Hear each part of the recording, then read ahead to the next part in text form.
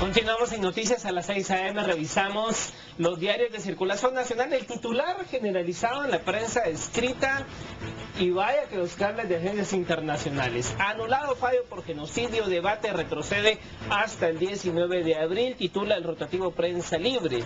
Anulado fallo por genocidio, 3 magistrados votan a favor de revocatoria, 2 en contra. Los mismos jueces dan seguimiento. Yasmín Barrios y los vocales del tribunal deberán tramitar recusación de la defensa de Efraín Ríos Montt. Querellantes ven injusta resolución. Calde-H asegura, Calde-H es uno de los creantes adhesivos en este proceso, afirma que no procedía el retorno del proceso porque estaba concluido y se había dictado sentencia. Vemos en la fotografía esta nota, esta información que también se replicó mucho desde ayer en la prensa internacional. Hablamos de los tornados en Oklahoma, Estados Unidos. Más de medio centenar de muertos ha dejado este fenómeno natural en la región. Vemos una fotografía, pues los automóviles parecieran estas fotografías de juguetes cuando un niño deja tirado los juguetes, pero no, en la vida real es los efectos de estos tornados en Oklahoma. Viento de hasta 320 kilómetros por hora. ¿Se pueden imaginar ustedes esto? Si pasara en Guatemala, pues desaparecería media nación. Una simple lluvia hace estragos en este país, no digamos un tornado, pues ya estaríamos todos, gran parte de la población muerta, creería yo. Pero pasamos ahora al tema que ocupa a la prensa nacional e internacional. Anulado fallo por genocidio, vaya jornada la de la noche de ayer en la Corte de Constitucionalidad. Vemos acá la fotografía que nos inserta en página 2 de Prensa Libre cuando Giovanni Salguero, secretario adjunto de la Corte de Constitucionalidad, leía la resolución, el fallo de este máximo tribunal. Lo acompaña Martín Guzmán, secretario de la Corte. Hay que acotar acá que no fue un fallo unánime. 3 magistrados votaron a favor de que se quedara anulado todo lo actuado a partir del 19 de abril. Eso comprende la sentencia por genocidio de 80 años de prisión. Recordemos que esta ponencia la pone en la mesa de discusión de la Corte de Constitucionalidad el magistrado Roberto Molina Barreto. Fue el encargado de armar toda esta ponencia, que fue avalada por su voto, el voto del magistrado Molina Barreto, el voto del presidente de la Corte, Héctor Pérez Aguilera, y el voto del magistrado Alejandro Maldonado Aguirre. Los dos disidentes que razonaron su voto, que no están de acuerdo con que se haya anulado todo lo actuado a partir del 19 de abril y por ende la sentencia, fueron la magistrada Gloria Porras y el magistrado Mauro Chacón. Con esta decisión, dice la nota de Prensa Libre, el juicio retrocede al 19 de abril pasado. ¿Qué ocurría el 19 de abril pasado? Recordemos que el 18 de abril la jueza Carol Patricia emite una resolución en cuanto a que quedaba anulado el juicio y lo retrotraía al mes de noviembre año 2011. Luego se ordenaba la suspensión del debate. El debate no se suspendió, hubo consultas a la Corte de Constitucionalidad. En fin, miren, para entendimiento de todos, porque de verdad que el tema ya se encuentra en una fase tan enredada, tan empantanada, tan difícil de explicar porque no somos letrados en el derecho. Es una cuestión sumamente difícil y complicada. Amparos, recusaciones, recursos. Lo cierto es que la sentencia por genocidio, esa quedó anulada por decisión de, o por los votos, mejor dicho, del magistrado Roberto Molina Barreto, Héctor Pérez Aguilera y Alejandro Maldonado Aguirre. Hay que aclarar, no se anuló el juicio, se anuló la sentencia, todo lo actuado a partir del 19 de abril. ¿Qué pasó del 19 de abril en adelante? Pues bueno, hubo conclusiones del Ministerio Público en donde solicitó la Fiscalía 75 años de prisión contra José Efraín Ríos Montt. También el acusado, José Efraín Ríos Montt, un día antes de la sentencia, se sienta en el banquillo de los acusados, da su testimonio, testifica, y 3, la condena. La sentencia del viernes 10 de mayo. Estos 3 elementos, las conclusiones, la solicitud del MP, el testimonio de José Efraín Ríos Montt y la sentencia, eso queda anulado.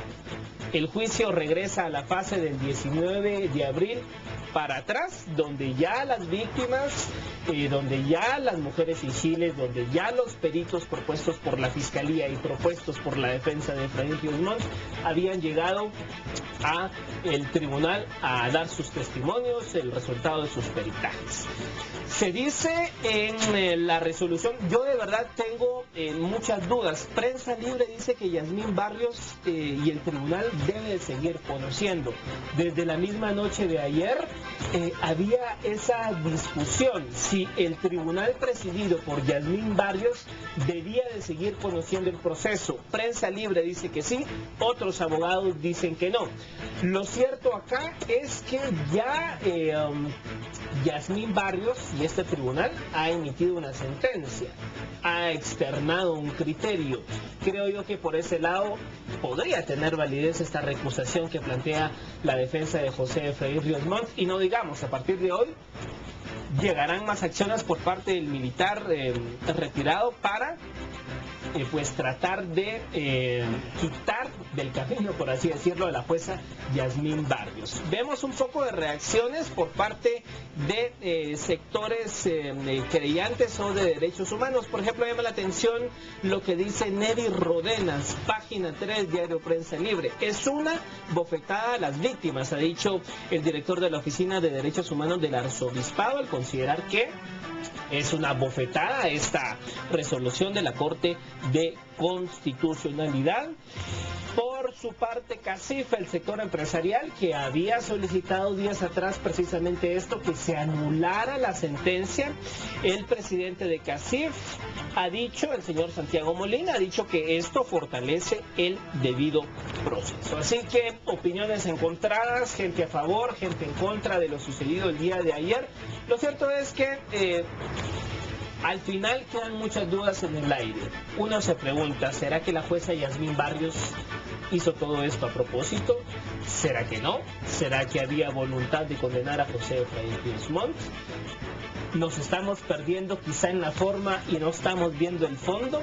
En fin, muchas dudas, muchas interrogantes que quedan al guatemalteco. Lo cierto es que es la evidencia de cómo es el sistema de justicia guatemalteco. No vamos a entrar al debate si tiene la razón la defensa de Efraín Ríos Montt o si tiene la razón el Ministerio Público y los abogados de los familiares de las víctimas. Lo cierto es que esto tan solo evidencia cómo es el sistema de justicia guatemalteco, un abuso, creo yo, de los amparos. La ley de amparos debe ya modificarse, no se puede estar empantanando esto, metiendo lo otro, recusando aquí, metiendo allá. Y por otro lado, también creo yo que si esto tenía vicios, ¿por qué permitir que llegase hasta el día de la sentencia y la condena? Entonces creo yo que es un ejemplo de cómo las cosas no pueden ocurrir así en Guatemala en cuanto al sistema de justicia. Si el señor iba a ser encontrado culpable, pues bueno, que se le encontrara culpable, que hubiese todo un proceso sin ninguna duda. Si no iba a ser así, si habían vicios en el camino, pues simplemente parar, hacer una pausa, revisar todo aquello que se hubiese hecho mal hecho o que se hubiese hecho mal, mejor dicho, y llegar a una sentencia. ¿Por qué? ¿Por qué esto?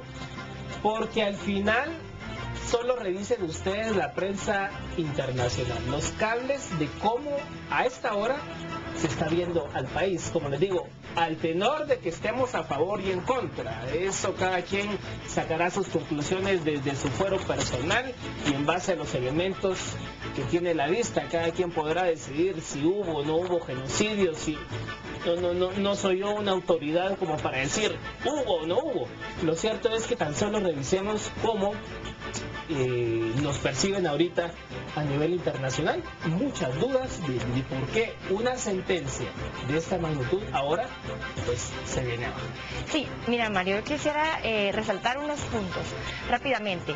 El primero es que hay que recordarle también a la audiencia que Rodríguez Sánchez en este momento también su sentencia queda anulada. Él había sido absuelto de toda esta situación. Sí. Por el momento se retoma eso.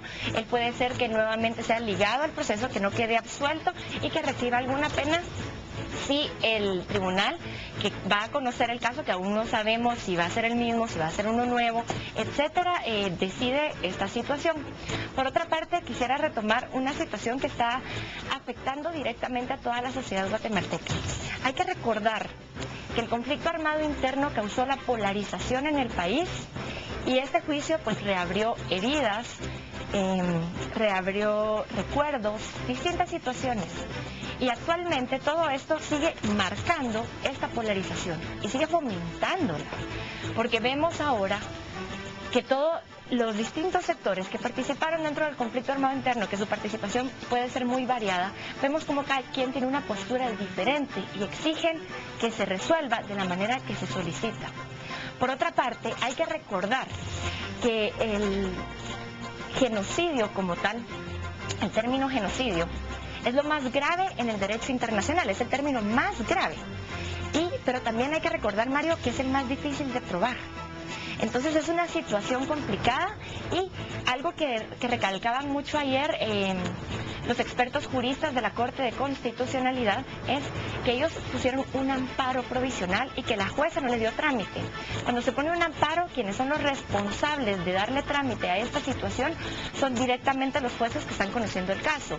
Y según lo que se comentaba ayer, no se le dio seguimiento, no se conoció, no se le dio trámite a este amparo provisional. Entonces vemos que toda esta situación, esto es parte por lo cual los expertos juristas decidieron traerse abajo la sentencia del juicio por genocidio. Pero esta es una de las distintas situaciones, Mario, que se dieron. Fíjate, Carol, que solo para compartir con la audiencia, tenemos acá la resolución de la Corte de Constitucionalidad y precisamente parte de lo que tú mencionas está plasmado en el voto disidente de la magistrada Gloria Porras. Por ejemplo, en su voto disidente en el inciso C, la magistrada dice: no resulta pertinente la anulación de las actuaciones, pues existe la vía ordinaria.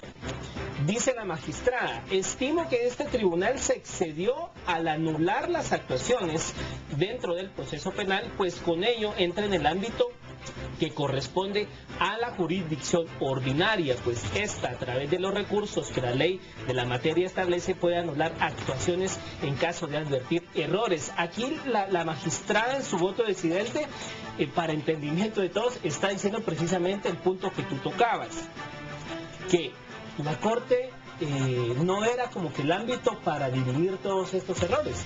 Para eso estaban las salas de apelaciones y para eso estaban los tribunales que llevaban a cabo el proceso.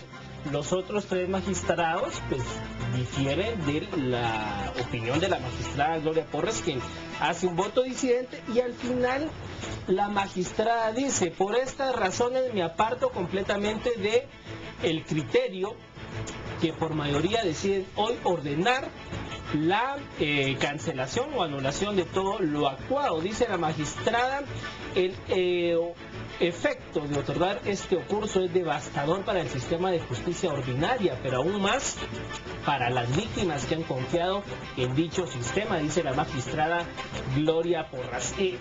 El que se haya tardado tanto esta decisión, recordemos, fue miércoles, jueves, el fin de semana los magistrados llegaron a la Corte. Ayer fueron casi 9 horas. Tan solo nos evidencia que vaya que hubo una fuerte discusión y análisis al interno de la Corte. Al final, pues la sentencia queda anulada, más no así el juicio, porque es que hay un poco de confusión. No, el juicio no quedó anulado, queda anulada la sentencia. La pregunta es: